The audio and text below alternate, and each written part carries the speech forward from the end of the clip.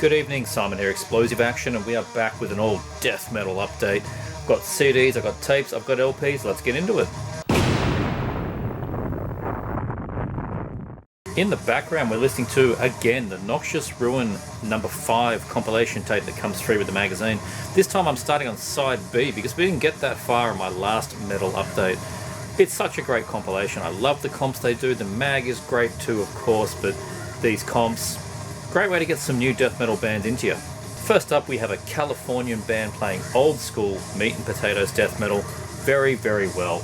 This is Malignant with Reign of Decrepitude, 2022 EP compilation. We'll get to that in a second.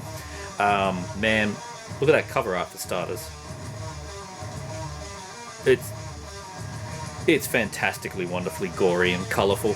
I'll talk about that in a minute, but this Malignant stuff. Okay, so I bought okay, there's two demos. There is Reign of Decrepitude and Purity through Putrefaction, right? So this is a compilation. I bought this one on cassette at least 2 years ago, probably 3. And this CD came up recently, and I remember that Malignant, but it didn't occur to me it was the same band because the logo looked a bit different. Like it's all a bit different, right? Didn't occur to me it was going to be the same band. Turned out it is, of course, and man, they've improved. The first demo was great. I really liked it. That's why I bought it. But the new tracks on here. So what you get on here is 3. I think it's 3 new tracks. Yeah, 2 new originals and a cover of Cannibal Corpse's "Put Them to Death," which is a very, very fast song. Like it only goes for like sub 2 minutes, I think. Very, very short song. But the 2 new songs they've done on here are leagues above the first demo. First demo was still great, but this band is just showing their improvement. And I mean, what do you get with these guys? It's just heavy groove-based death metal, lots of hair windmilling, like really, really good stuff. Not afraid to blast as well. Like they will blast. Plenty of dive bombs, all that good stuff I like in death metal. And like I said, it's 2 EPs thrown together on one compilation. It's put out through Dark Blasphemies. So yeah, it's a nice compilation of everything the band's done so far, and hopefully the next thing we get is a full length. And yeah, the Cannibal Corpse cover of "Put Them to Death," that's a bit of fun. Helps describe a bit of the sound that the band goes for, but yeah, it does stand out a little bit. Like I think the band is a bit more in the groove than that song. That's just what I get from them anyway. It's a 5-piece band. The drummer is also in the band Infested. It was a relatively new band. They're really good too. The production on the first EP, I'll show that one again, the Purity Through Putrefaction, which is the same cover as the tape, production on that is far more muddier and raw, typical demo stuff.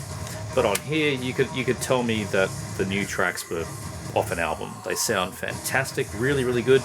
Much better production. Hopefully it shows where the band is heading. So yeah, this brightly wonderful, gory cover, it's like the world's most messed up bowl of Fruit Loops.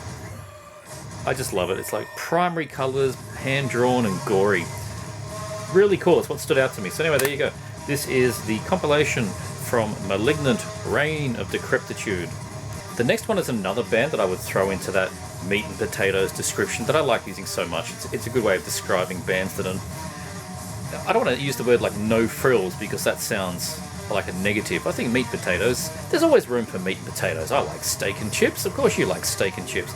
Sometimes I just want a steak and chips band. And another one I like that is Bear Mace. This is Charred Fields of Slaughter. Came out in 2020. Another really cool cover artwork here. Very war themed, of course, you can sort of tell. But like zombie war theme, something a bit different. I don't know. Definitely World War I with that kind of gear on the head. But anyway, which makes you think bolt thrower, and you would of course be very accurate. There's a lot of bolt thrower here. Goes from the sort of realm of chaos, kind of faster bolt thrower, where they sometimes were a bit grindy, into the more, for victory, rolling double kicks, crushing death metal sound that they're mostly known for. But also just to get away from the bolt thrower side of things, there's a lot of I hear a lot of Bloodbath's Breeding Death EP, the very first EP. Especially the vocalist. Dude on here is doing a fantastic Michael Ackerford impression. Like, it's really, really like the Breeding Death EP. So, don't know if that's what he was going for, but he certainly nailed it there. really strong, chuggy guitar, rumbly bass that just accompanies really well. Battery drums under the whole thing. It is very bolt throwery. The opening track, Destroyed by Bears. Now, it's called Bear Mace, Destroyed by Bears. They had a bit of a theme going on there with hibernation, destroyed by bears, but then it does get a bit more just war from that point. Rogue weapon, let crack the whip, charred fields of slaughter, plague storm, from the sky rains hell. That's a bit more war. Don't know where the bear thing came from. Maybe there's a previous demo where they were all about the bear warfare. I don't know. But anyway, it's really good stuff. The second track, Rogue Weapon, it plays into that mid-paced bolt thrower sound really well. That's sort of the track I would say. This is the band. This is the track that best defines their sound. But then saying that, if you listen to the third track, which is a Xenomorphic Conquest, they start putting in some death influence, kind of the spiritual healing era of death, which is really good. So it's all very much the old school death metal sound. Like, they're not going for progressive or anything like that. And honestly, I'm enjoying Bear Mace more than I am Memoriam, which is the bolt thrower reinvigoration, sort of like bolt thrower with different drummer kind of band. That first album from Memoriam was pretty good, but they lost me after that. I don't know. Bear Mace I'm finding it much more interesting, and this is the band's first release. They did this as a self-release. I bought this on the used market. I didn't realise it was the self-released edition. Not that it's bad, but it's a CDR, and I prefer not to buy CDRs, but look, the price was right. You can get a proper edition now. Redefining Darkness picked the band up, and they've done a pressed proper copy with the exact same artwork, exact same everything. It's just a proper pressing. So yeah, maybe I'll get that one day. But for now, I'm happy to have Charred Fields of Slaughter 2020 self-released album from Bear Mace. This is a band that completely passed me by until I saw all the press information for their new 2022 album. I think I'd heard the name before. I think I'd seen it. For some reason, I thought it was going to be like kids level melodic death metal. Not sure what made me think that. I am probably mistaking them for a band with a similar name. That's probably what happened, because this is anything beside. This is not. This is the opposite. This is some thinking man death metal right here. This is Inanna, transfigured in 1,000 Delusions. 2012 album, this one. So the new album they've got coming out is called Void of Unending Depths. It's out sort of now. I don't think copies have trickled out everywhere, but it's pretty much out now. So I'm looking forward to getting that. But I listened to samples of that, and I loved what I heard, but it wasn't available, so I kept looking, and I tripped over this one. I listened to that a little bit, and I thought, that sounds really good. And as is what happens with me sometimes, it's in my mind, I'm thinking about it, I'd like to get that. Go to Facebook, go to a sales page, hey, somebody's selling it. The amount of times that happens. And it turns out it's actually a pretty rare CD. This is an out of print one, so I was kind of lucky to find it. I knew that when he had posted it, and he posted it priced accordingly, being that it's out of print. But I'm still really happy to get this one, because it's mint condition, and I'm not going to get it anywhere else. Transfigured in 1,000 Delusions came out on Australis, which is not an Australian label. It's Australis Records. I thought they were Australian, but no. Chile label, and the band itself is from Chile. Very Lovecraftian themed progressive death metals, which you get with Inanna. Strong vibes of the Chasm. Strong vibes of the Chasm. You can't escape that. Like, it's, as I said, it's real raging death metal, but it's thinking man stuff. Like, I've listened to it 5 times through. Twice on headphones, 3 on the stereo. I keep unpicking little bits, little passages, little intricate things. It just keeps giving me more and more. This is not knuckle-dragging death metal. This is the antithesis to knuckle-dragging death metal. The cover, like, it tells you, it's sort of, it's a bit different. It's not some gory zombie or something. Like, I don't actually know what the hell is going on there, and that kind of helps describe some of the music here, that I don't know what the hell is going on at times, and that's a good thing. I even hear influences from Australia's own Stargazer, like in some of the avant-garde ways that this band plays. And I know they probably weren't intending it, but there are passages in here where I hear Neo Obliviscaris, a Melbourne band. I think they're Melbourne band. They're Aussie band anyway. Their first album, that was pretty good and had a lot of prog stuff in it. I hear a bit of that in here. Again, it's probably just coincidental, but it's what I was hearing. The deep vocals in here remind me of Immolation. Gives you a nice, strong backing there in some real guttural vocals. Has some sort of raspy sort of second vocals. I don't know if it's a different guy or if it's just the main vocalist just changing up. Kind of black metal style vocals, just run-of-the-mill generic black metal vocals, but it's good. It's got like really wild, intricate guitar on this thing.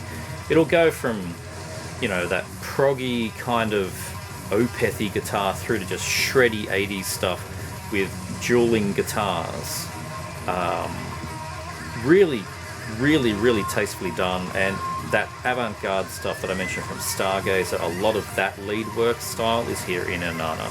So if you like those bands, I think you're going to dig this album.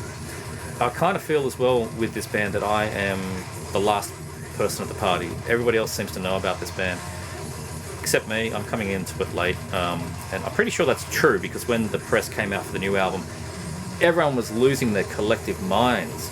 And I'm like, oh, I think I remember hearing about that.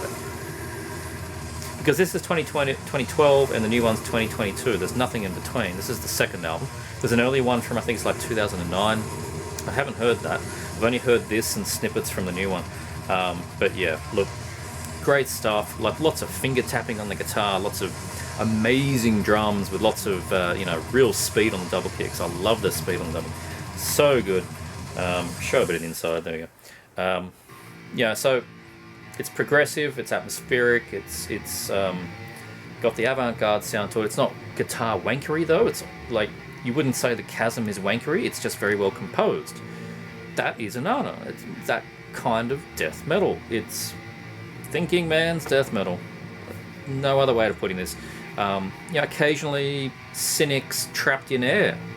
I hear things like that when it gets, a bit technical, a bit pulling back a bit more, laid back at times. I can hear that era of cynic.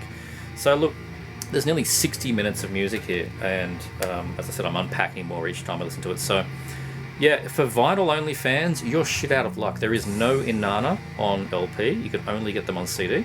So drop your only vinyl is true mentality and go get these things, because this is an absolutely fantastic album. If this was this year, I would be putting it in my top 10. So once I hear the new one, maybe that'll happen as well. Inanna transfigured in 1,000 delusions. The next one was also a bit of a lucky find. I'm aware at how rare some of this band's albums are, particularly the early ones. Shouldn't be that way, but it just is. Flesh Crawl, Blood Soul came out in 1996, the third album from this band.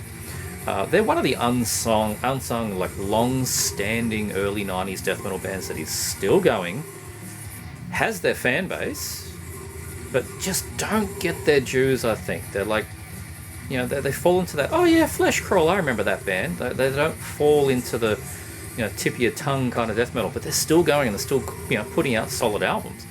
But Blood Soul, their third one, this is an absolute cracker. They're out of Germany. If you've not heard Flesh Crawl, the band out of Germany, but they definitely look to Sweden for their sound and sort of greater Europe. But it's more grave and old hypocrisy sound, not Dismember and Entombed. It's a lot of that old hypocrisy in here for sure. Big meaty riffs. The Peter Tagdegren production certainly makes me think of old hypocrisy. In fact, he even does some backing vocals on the first track. So there you go. It does lead me to think that. As I said, they're still going. The band is still going, but only with the founding vocalist. I think he's the founder, but just the vocalist / drummer, Bastian Herzog. He's the only person that's still left in the band. But anyway, I can't show the disc because it's in the player. This is a multi-CD player down here, so I've always got a few in there. And I've been absolutely smashing this thing. I've been playing it on my phone. When I go for a walk, I've been playing it on the CD player probably every other day. Just really, really reminding myself that Flesh Crawl is a top tier band, particularly the first 4 albums. Now I've got the first one, and now I've got the third one. I really want Impurity. That's going to be hard. And the fourth album as well, the name escapes me, but all the Black Mark era albums, here's the Black Mark logo, they're the hardest to get, and they're the ones I really want to get. I want to fill in those gaps. So, and it's really tough, particularly with Impurity, because there's bootlegs everywhere. So, work's cut out for me. Maybe I'll get really lucky again. But Flesh Crawl, Blood Soul, really, really good. It's a bit different from the first album. I think Impurity's when they started to find a more of their sound and not every other European death metal band sound. I think they really found their sound on Impurity and kept it going with Blood Soul. So yeah, I wish you could get more Black Mark stuff easily other than just Bathory, but you can't. So Flesh Crawl, Blood Soul, very happy to have this. It's taken me a hell of a long time to track down one of these ones as well. It finally listed on local Discogs, and it's got some drawbacks which I'll get to, but it's also had a reissue on CD and it's had a reissue on LP in the last month. I wasn't aware of that, but that makes it easier for everyone else to get. But I'm happy to have the first press of Wicked Innocence Omnipotence from 1995. It has been on my wish list for a very long time and just never came up. It's a challenging CD to find. It's not going to cost you $500, but it can cost you maybe $100 on a bad day. And copies just did not show up around here. I've never seen local copies. So anyway, this is, as I said, 1995 album. Absolutely bonkers. It is as crazy as this was back then now. It is a absolutely balmy death metal album. Like, okay, so it's a unique, incredibly unique mix of like old Cryptopsy, Gorguts, Infesta, Demolic, and Devourment, and then just weirder. Man, they had an album before this, and they had a couple of things after it. You don't need to worry about those. One you need is Omnipotence from 1995. Back in 1995, when I first heard, because I did hear this when it came out, I think it was getting, I can't remember, it was getting some kind of distribution that I did notice it in those very early days. No, maybe not 95, maybe about 96 or 97. I probably noticed it about 97, I'd say. 95 was pre-internet for me, so if it would have been 97, I heard about this thing. And I heard a sample, or it was on a compilation or something, and it was not what I was ready for. It was too weird. 97, I'm Hypocrisy, At the Gates, Carcass, Morbid Angel. I hadn't quite got to this level yet. I got to this level maybe 10 years after that, and then found it very hard to find. But anyway, this is absolutely crazy. Brutal death metal, sometimes slamming. It starts off in that very Devourment kind of, pig squealy bree vocal, and that very rat-a-tat-tat drumming that the slam kind of bands have. But that only goes for a bit, then it will change up entirely. It's a hard one to describe because it is just all over the shop. You only get 4 or 8 bars on one piece of the music, and then it changes entirely.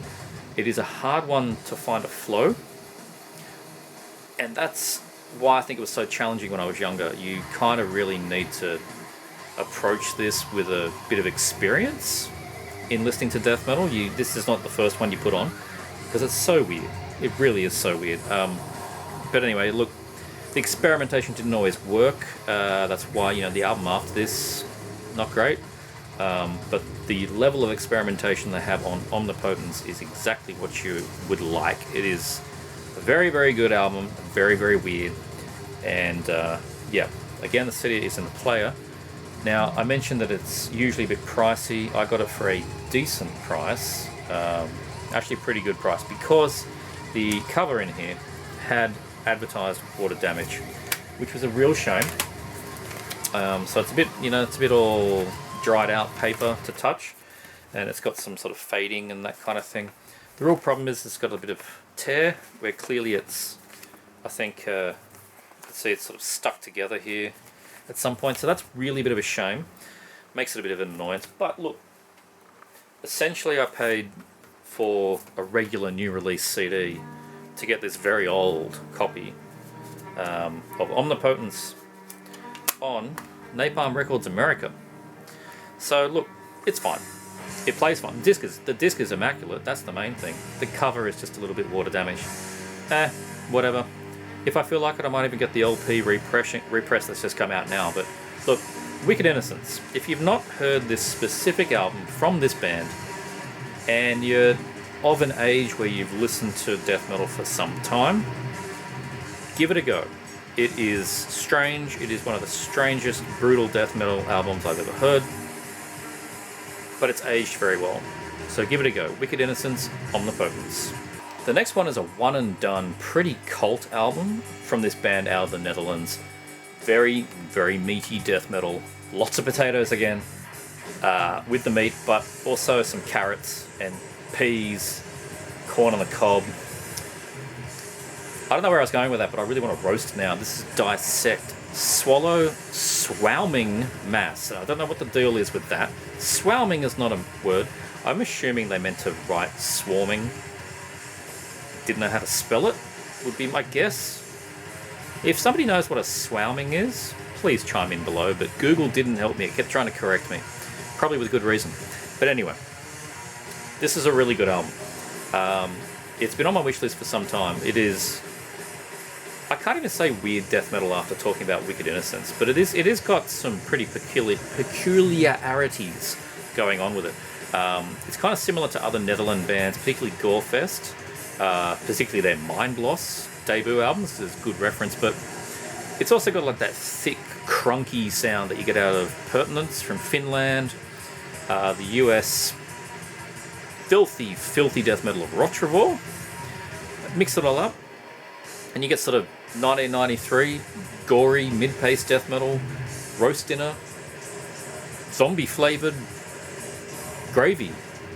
I don't know what I'm talking about, but this is a really good album. You get all the meat and veg that you want, basically, with this thing, and it just keeps rewarding me each time I listen to this one. Like, it's deceptively simple, but it's really not. It's actually got quite a lot going on here.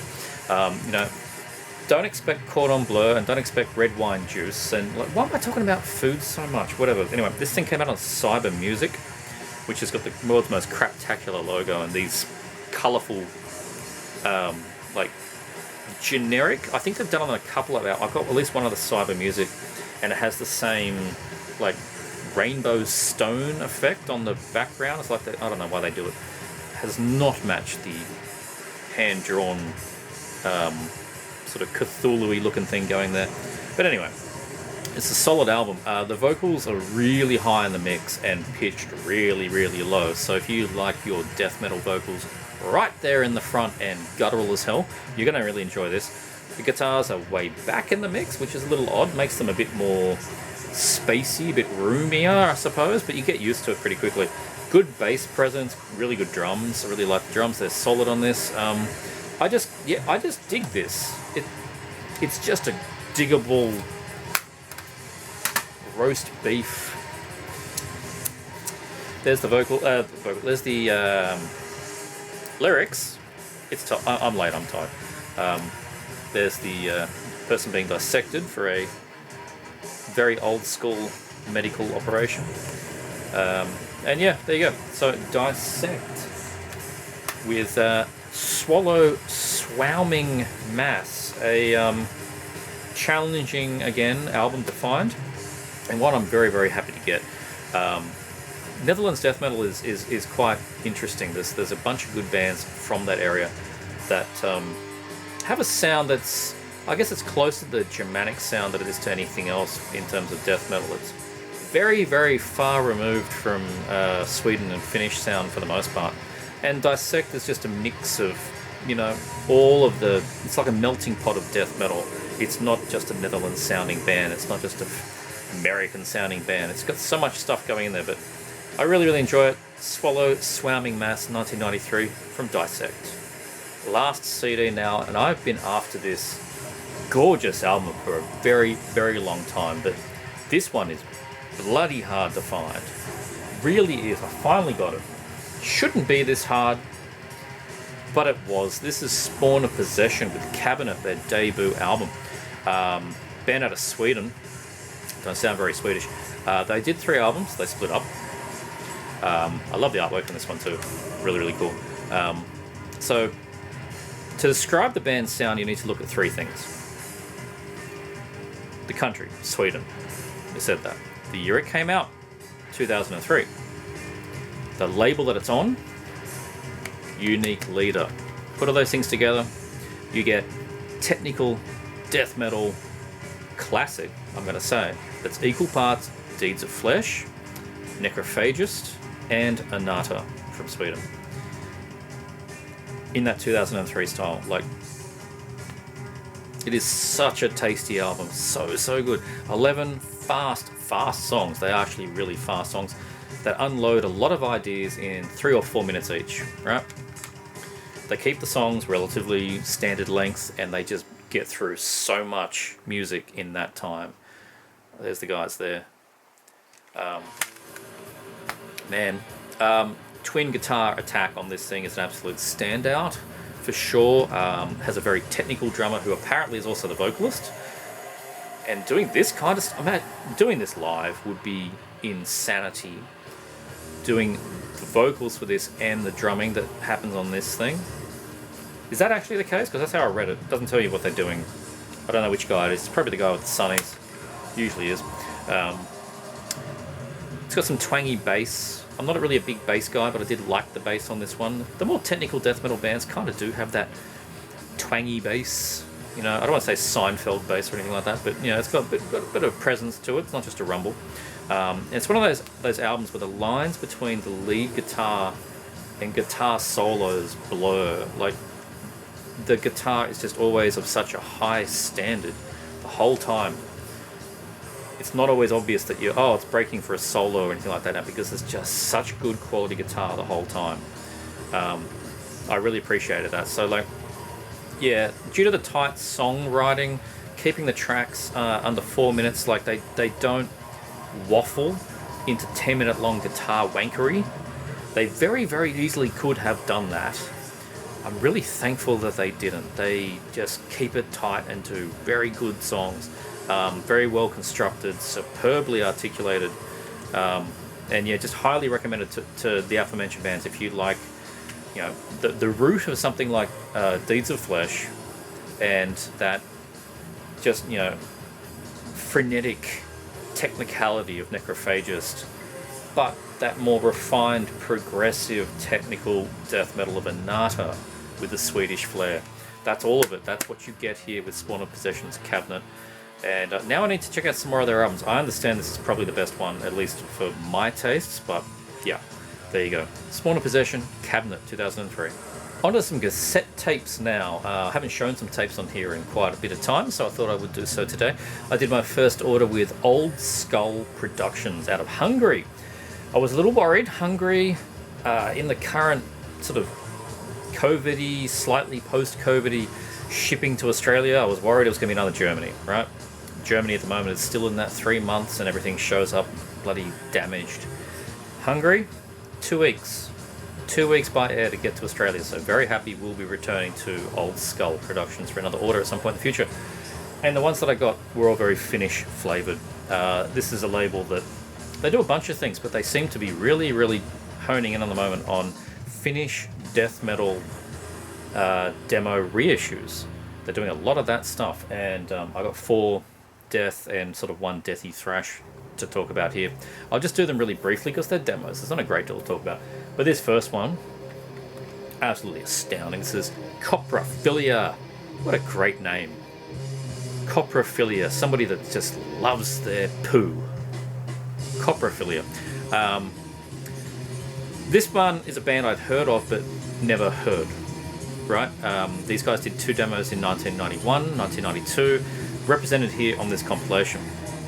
So it's definitely in that slightly weirder, less direct death metal sound that Finland did with bands like Zeisma and Lubricant, but it does still have some of that Funebra, just, you know, crunching Finnish death metal sound in there. You know, not so much Demigod and Sentence, right?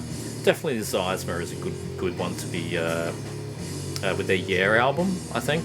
And Lubricant, that was a wacky EP that they did. Anyway, Coprophilia. Bit of Reek era Carcass, and that's because of the song titles and some of the dual There's the tape. There's some of the dual vocals, like it's got very deep vocals, and then they'll put a pitch shifted vocal in parallel. That's very much like Recapitulation. But yeah, song titles. Here's the J card. There we go. Just keeps folding out. There's some stuff about the band, but yeah, we've got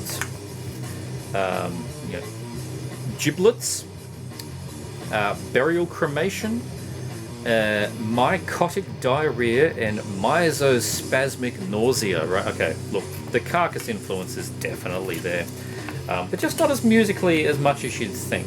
I mean, a lot of bands at this time were obviously, you know, Carcass was a huge influence. It's undeniably there, but I think the rest of Finland was really dribbling all over Coprophilia at the time. Really, really good. And you can call me mad, particularly on the first song on this one, which now that I've closed it up, I'm assuming that would be the one that's just called Steam of ... presumably. The riff on that, the main riff on that, is very similar to something that I heard in Amorphous' Elegy album, and that was their sort of gateway when they were going a bit more proggy and less death metal. And there's a riff on here, that Elegy, because that Elegy's after this, was definitely had a bit of some kind of distant cousin relationship going on there. Maybe it's just me, but I definitely could hear it. But anyway, this is a solid groove-based death metal. They still weren't afraid to blast, like they did every now and then. It's just a fun compilation of their demo material. I've played through a few times already. Helter Skelter, another label, is putting out the CD. That's the back of this. Not much to show you really when you've got tape. Wonderful artwork to stare at that. The Helter Skelter is putting out a CD, and they're putting out LP. I think the CD might be out right now, compilation CD, and the LP's out in September. So Coprophilia, you can now get this pretty legendary demo collection on 3 formats, and that's amazing. I chose the tape because that's the one that I knew was coming, and look, it's appropriate. Getting death metal demos on tape again is appropriate, so I'm happy with Coprophilia, the demo collection, 1991 to 1992. The next one is one that spurred the order on in the first place. This is one I wanted a physical of this for such a long time. Agonized with their only demo, and the only thing they ever released is just called Gods ... 1991. It's a classic. It's an absolute classic death metal demo.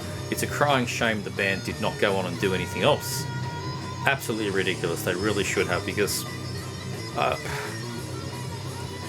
this is 6 tracks of filthy brutality that's on par with the abhorrent stuff that's pre-Amorphous, a little bit of the early Amorphous Privilege of Evil EP kind of thing. But the vocals rival Demolish. They're down there. So get the Abhorrence demos with some Demolish vocals. You're kind of on the way, and both of those things are very, very appealing to me. So Agonized Gods. The production on this is as dirty as hell. It is such a dirty demo. Suits it very, very well. It has a very good atmosphere because of that production. And it's just a real shame they didn't do anything else. There's not much else to talk about because it's only a handful of tracks. There's the tape, which is very nice. And a quick look at the J card again. This one doesn't fold out as much. Cool artwork.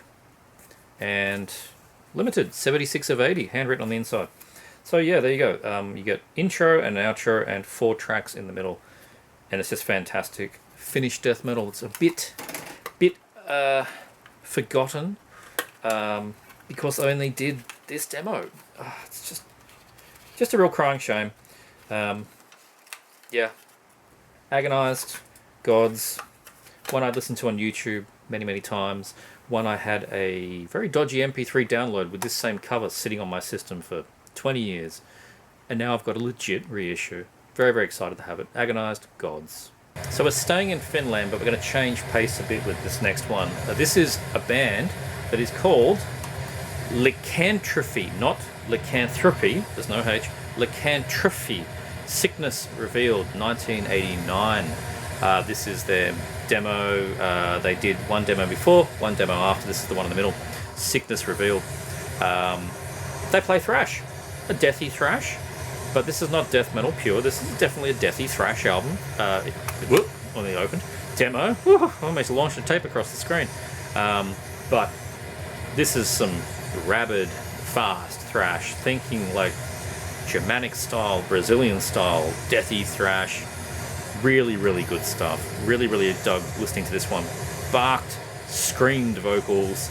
They're not trying to be, you know, like refined or anything here. They're just getting it out. They're getting it out of their system. Really tight, fast riffing. Very peppery, you know, very peppery drums. Very, they're almost intricate in a way. Like, it's not just bludgeoning thrash, I think is what I'm trying to say. Like, there's some thought going on here.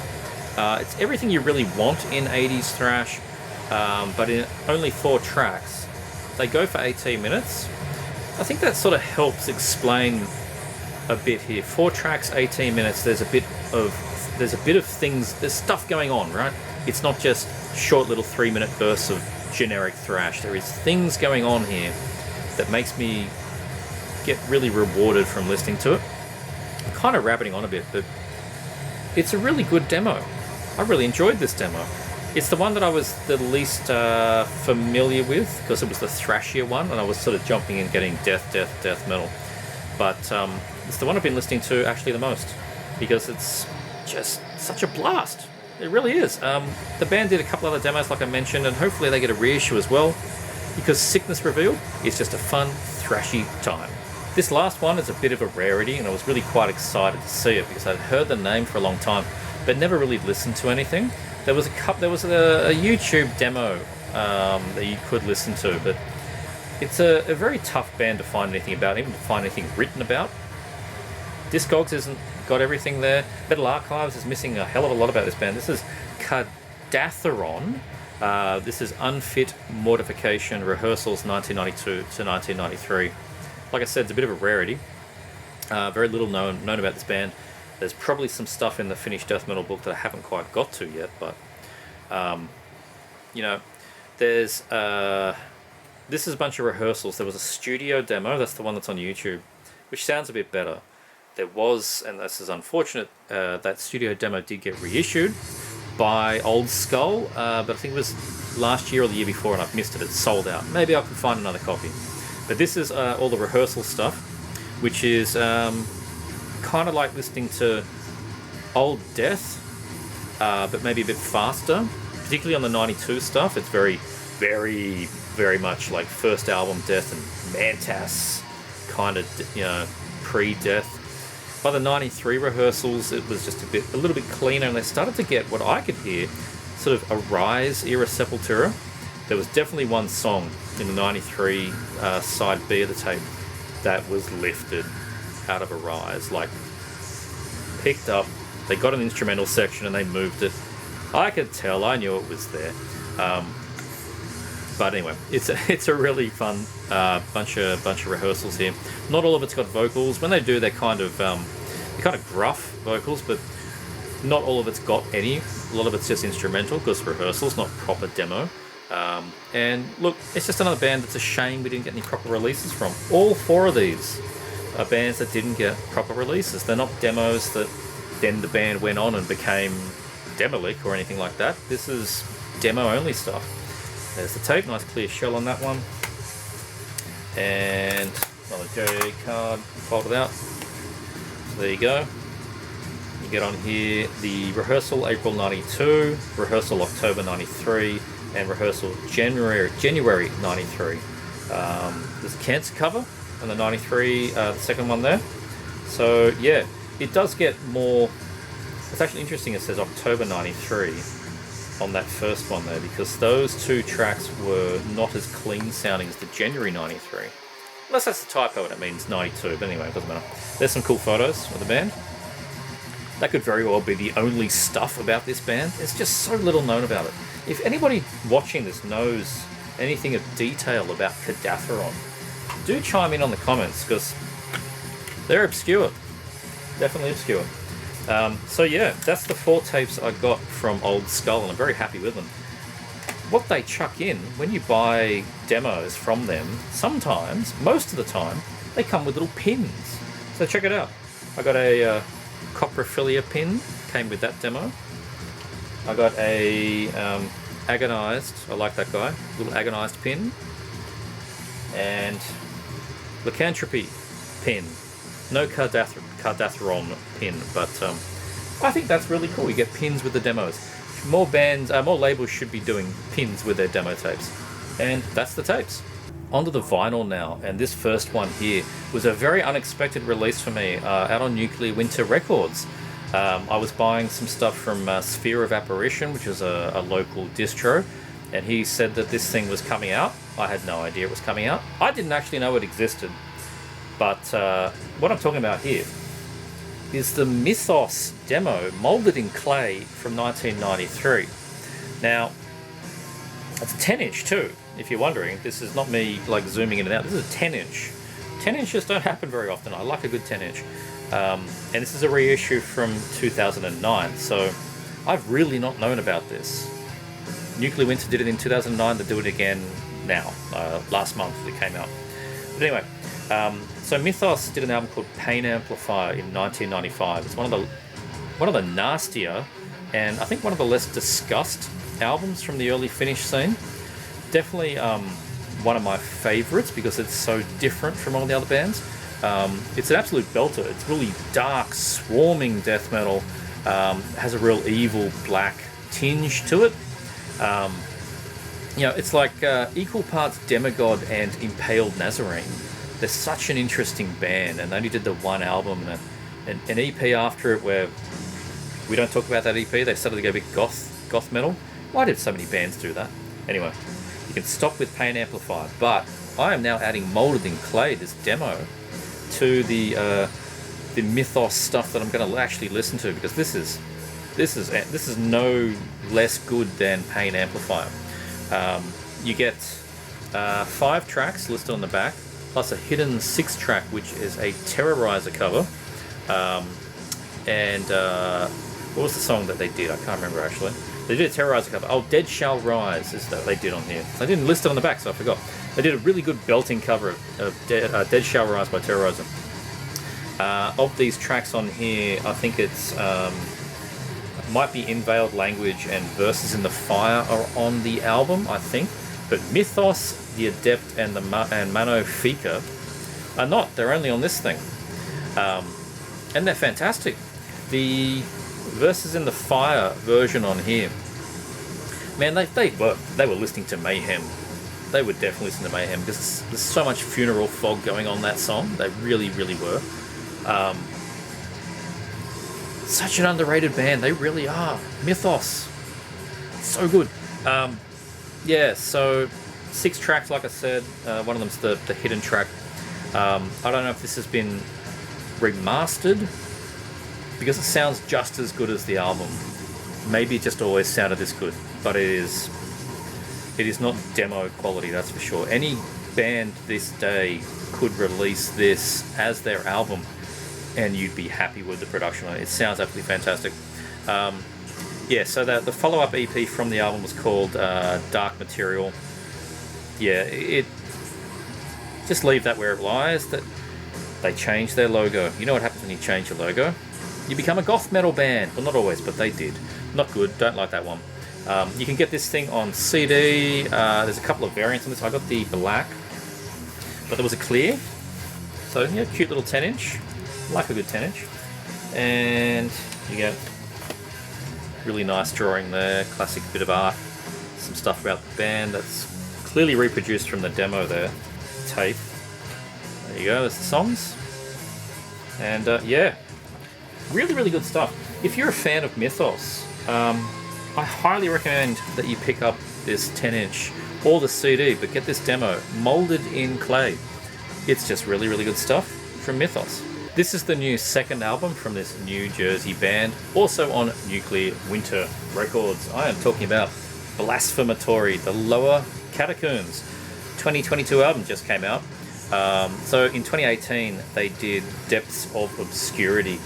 Kind of came out of nowhere, that thing. I knew it was I knew some murmurs that it was coming, but I hadn't really heard anything about the band before. And that was just some punishingly dark death metal. I absolutely loved it. Not enough people talked about it. It had a tape on NVNM as well.